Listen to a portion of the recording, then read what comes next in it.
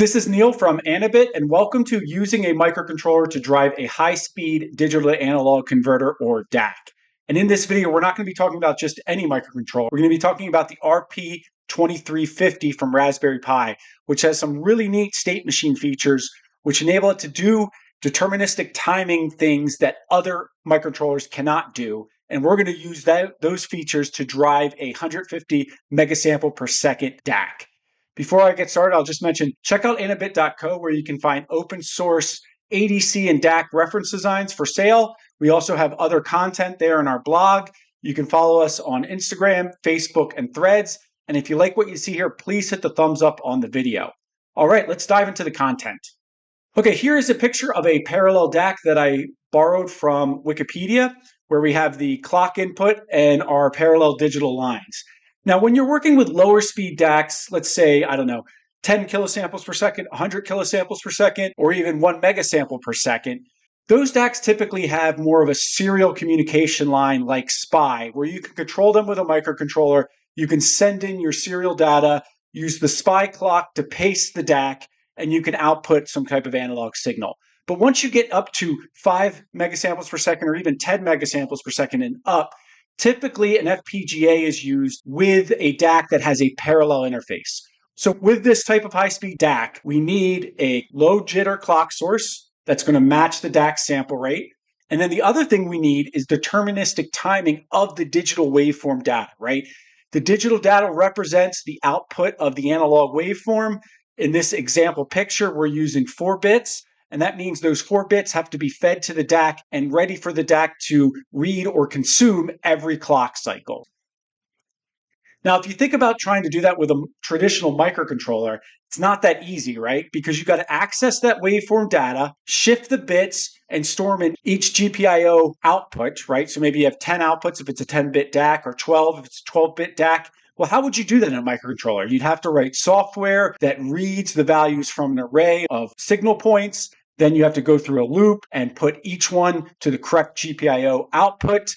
And then you could then trigger the clock signal to the DAC.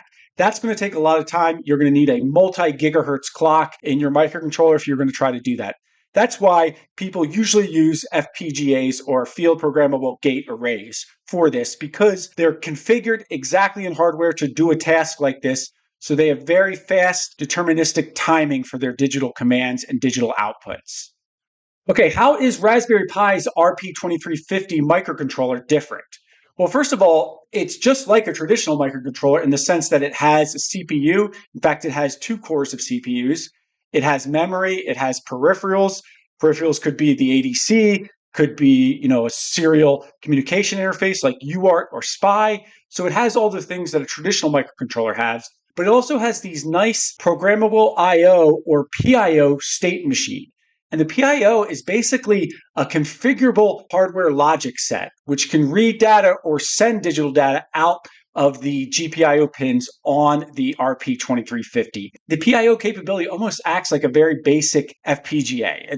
So it's not a CPU, right? It's a state machine. So what happens is the CPU sets it up, and once the CPU sets it up, it runs independently of the CPU, and it can do parallel operations in a single clock cycle, which is how we're going to use it for controlling our DAC. Now, the PIO functionality can be used for various things. You can use it to create additional digital communication protocol ports like UART. Let's say you're using all the UART ports on the RP2350. You can add another one with a PIO. But here we're going to use it for our DAC operation. And one other thing I'll mention is the other thing we need to marry with the PIO capabilities is DMA, or direct memory access. Direct memory access is something that's found in a lot of modern microcontrollers, and it basically allows a peripheral on the microcontroller to write data or read data from memory without getting the CPU involved, so it can do things much faster. So if we think of the PIO as a peripheral, it can communicate directly with memory using DMA. Okay, here's a diagram I pulled from the RP2350's datasheet, and you can see the page number there if you want to check it out. The RP2350 has 3 PIOs. We're just going to need to use 1. Each PIO has 4 state machines. Each state machine can handle up to 32 bits of data. And if you notice, there's a MUX there that's labeled IO mapping, and that handles the mapping of the state machine to the GPIO pins. And then on the other side of the state machines, we see buffers, FIFO buffers, first in, first out buffers. And notice there's 2 for each state machines, and the arrows go opposite directions. So the state machines can write to those buffers and can read from those buffers. And then we see those buffers connect to a larger bus, and that bus can go to other places, including DMA, direct memory access, to read or write data to RAM really quickly. The last thing I'll mention is there's also this IRQ functionality that I'm not showing in the block diagram for each PIO. The IRQs allow the PIO to synchronize and communicate with other parts of the microcontroller, including the CPU. We're not going to use it for communicating with the CPU. We're going to use it for basically the timing with the DMA. So that's how it's going to work. So we just need one PIO, one state machine, and direct memory access to basically control our DAC, along with a clock signal. Now, I just briefly touched on the PIO architecture and the PIO capabilities. If you want more detail, check out the PIO Chronicles by Life with David. That's where I got started learning about PIO, and he goes into much more detail on the architecture and also provides a lot of software examples if you want to check that out. Okay, so what I'm going to do now is talk about the workflow. We're actually going to see a demo of a Anabit design that incorporates this high-speed DAC capability with the RP2350. We'll see that in a demo. Then I'm going to go over some code so you can kind of get a glimpse of how you would implement this using C programming language along with the PIO functionality of the RP2350. So on the bottom right here corner is Anabit's PiWave DAC that can operate at 150 megasamples per second or slower, of course, and it comes in 10, 12, and 14-bit options on Anabit.co. So this is an open source reference design, and I'm going to use this in the demo because it's basically implementing what I'm talking about. The workflow for this, the CPU is running the software from the memory. We're going to build the waveform. In the example code that I have, you can build different waveforms, whether it's a sine wave, a triangle wave, a two-tone wave, things like that. So we have our waveform built, we stored in memory, then we're going to configure the DMA, and then we're going to configure the PIO. Once the CPU does that and starts those things, they just run independently, and the CPU just enters an infinite loop, and the DMA and the PIO, which is hardware deterministic timing, takes over. So from there, the DMA is going to grab the information from memory. We're going to grab it in chunks of 32 bits. Each 32-bit will have 2 different waveform points in it. We feed that to the state machine or to our PIO, which is going to output, in our case, we're going to look at the 12-bit example, right? And then from there, the PIO is just pushing that data out to the DAC. And then, of course, there's the clock signal, which we'll configure at the CPU point that's going to go to the DAC, and the clock signal is going to synchronize the DAC as well as the PIO output. And then you can kind of see I have that arrow looping back, right? Because we just do this over, and I have the DMA set to run as a ring buffer. So once it gets done at the end of the waveform data, it just loops back to the beginning and plays it again. So it's sort of just an infinite loop of waveform data we're going to see.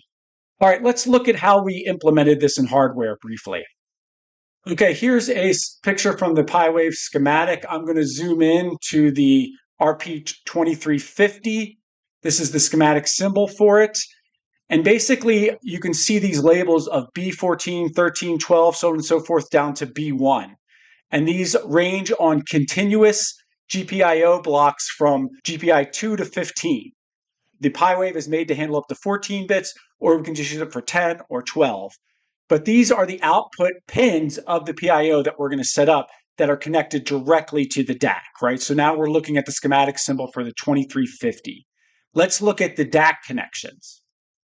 So here we're zoomed in on the DAC IC. The PiWave uses a DAC from Texas Instrument, DAC 900E. That's the 10-bit version.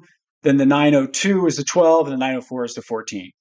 So you can see I have all 14 bits routed to this. This is the footprint for the 10. That's why these say no connect. But the footprint for each of the 10, 12, and 14 is the same. So that's why I have them all connected here, right? So we're routing these directly from the microcontroller to the DAC IC that then outputs the differential signal on these pins. And then there's some signal conditioning circuits that handle the filtering, the gain, converting it from current to voltage, and all those things. Here we're looking at the PCB layout. So remember the picture of the PiWave that you saw? This is the PCB layout zoomed in. So here, right here is the RP2350, the microcontroller, and these are the lines we saw, 2 to 15 feeding directly into the DAC. And this orange one that comes up here is the clock signal. So we have the clock signal, and then we have our 14 lines. For this demo I'm about to do, we're going to only use 12 of them. Okay, here is the PiWave, the Anabit PiWave DAC. This is the 12-bit version. And you can see here is the RP2350. Remember the PCB layout software picture we just looked at? Here is the lines going from there to the DAC, which is right here. Here's our signal conditioning and our op amp. This big black relay is made for high-speed signals. And basically, it allows you to choose high impedance or 50 ohm output termination. We have it set for 50 ohm. We have a BNC connector that's connected to a BNC cable. That BNC cable is connected to channel 1 of the oscilloscope in the background. And then we have input power. Also, this USB connection is used for power and to program the DAC, as well as some power handling circuits and things like that. We have the software set up to do a simple sine wave at first. So you can kind of get a picture of it in action. We zoom in at the measurement. The sine wave is about a little over 4 volts peak to peak and about 9.3 megahertz. So we can see it right there. There's our sine wave, bipolar output, so we can do positive or negative voltage. But you can see a fairly clean sine wave. I do have some averaging turned on the scope, but you can see a very nice sine wave. I purposely picked 9.3 megahertz because that's a nice sweet spot with the filtering and oversampling with the DAC. So we get that nice clean sine wave. Let's look at something a little more complex. Here we have the PiWave again, and this time we selected the two-tone signal, which is 2 sine waves added together, which is sometimes used to test the frequency response of analog circuits. So here I have the oscilloscope set up for the time domain and frequency domain. So time domain on top, this is what 2 sine waves look like added together. We have the frequency domain on the bottom. Our 2 humps represent the sine wave frequencies. So I'm going to play that. And I'm adjusting the timing so we can kind of get a different picture of the signal in the frequency domain. I'm going to pause it right there. One thing I want to point out, and I might even back up a second. One thing I want to point out is the output of the DAC is pretty clean. We can see some harmonic content, right? These 2 points represent our 2 sine waves, our 2 frequency points. And we can see we got about 40 dB from these peaks down to some of these unwanted harmonics. Some of these are caused by the fact that DACs aren't perfect and filtering isn't perfect, but also some of this is caused by the jitter from the clock on the RP2350. Okay, now let's take a look at the code. Okay, here we're looking at the code that I'll provide a link for on GitHub. I'm not going to run through every single line of code. I'm just going to touch some highlights. There's plenty of comments in this code if you want to look at it yourself. First thing I'm going to point out is we're going to have the clock come out of pin 21. So that's what this variable here is capturing. Our array is going to be 256 in size. It's going to be 32-bit integers, though. So in bytes, it'll be 1024, which is important to know when we set up DMA. Here's the different waveform types you can output from this example code. Here's where we declare our waveform buffer. Once again, 1024 bytes, I should say. Here's where we do our setup and where we're going to set up our PIO and DMA, as well as create our waveforms and store them in RAM. So first thing you might notice is output pin number 4. This is defining, this variable is going to hold the pin that we're going to start at for the PIO outputs, and then it's going to tell it, here it's going to tell it how many pins. So start at pin 4, and we're going to go 12. GPIO 4 to GPIO 15, that's 12 pins for our 12-bit DAC. Here's our clock frequency. This built-in function is just basically going to tell it to output the clock from one of the GPIO pins. We're going to use GPIO 21. That's where we defined here. And this 1.0 means don't divide the clock. Divide it by 1. That's where we create the waveforms. And then here's where we start setting things up. So these are all built-in functions and variables to the RP2350's API. So we're going to get PIO 0. Then we're going to claim the first unused state machine, which should be state machine 1 or 0. Then we're going to add to the PIO program. So what this does is it generates an integer value that tells the CPU where in memory to configure the PIO. Then here's a function that configures the PIO. And this function, actually, we create this in a separate PIO specific file that I'll show in a second. But basically what we're doing is when we initiate it and start it, we're telling it, okay, the PIO to use, the state machine to use, where in memory is it, out pin number. So this is going to be GPIO pin 4, right? This is 12 pins. This is the clock speed, right? So here we're starting to initialize the PIO. Now we're going to go to the DMA. We're going to come back to PIO in a second, but now we're going to go and configure the DMA. We're going to do a ping pong setup where we use two different DMA channels. One of them reads the waveform, then the other reads the waveform, and they just repeat forever. So we're going to use channel A and channel B. First, we're going to configure A. We're going to do some configuration stuff. First, we're going to do data transfer for writing. Oh, actually, I should say we're going to set the data transfer size, 32 bits. Then we're going to set this for read, write. We're going to set the false. And then we're going to set up this once channel A completes, B starts. Then we do something very similar, this time just for, oh, actually, I should mention this. This function is basically setting up that communication between PIO 0 and DMA so they know to talk to each other to transfer the data. This is basically setting the length of the ring buffer. 2 to the 10, that's why there's a 10 here, equals 1024 bytes, which is the size of our buffer in bytes, or our array in bytes. Now we're going to configure channel B, and we basically do it the same way we did for A, all the same function calls.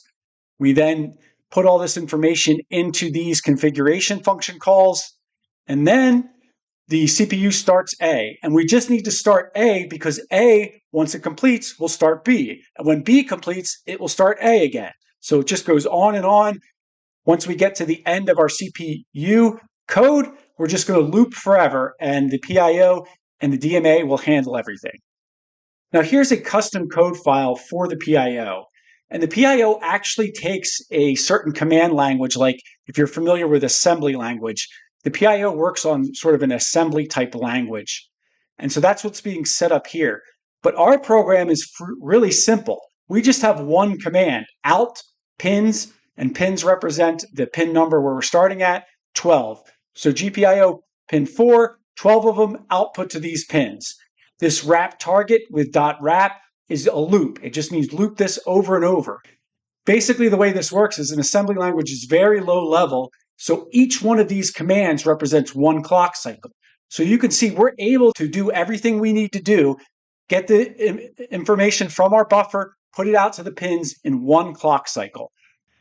Here in this file, this is where we defined that initiation function.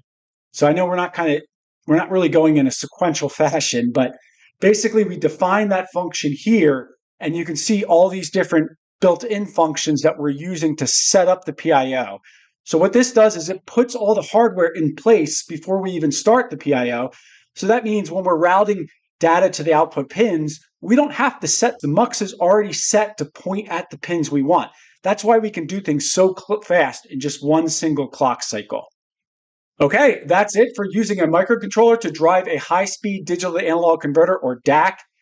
If you have any questions, please use the comment section. You could also go to Anabit.co where we have a forum. You can put questions there.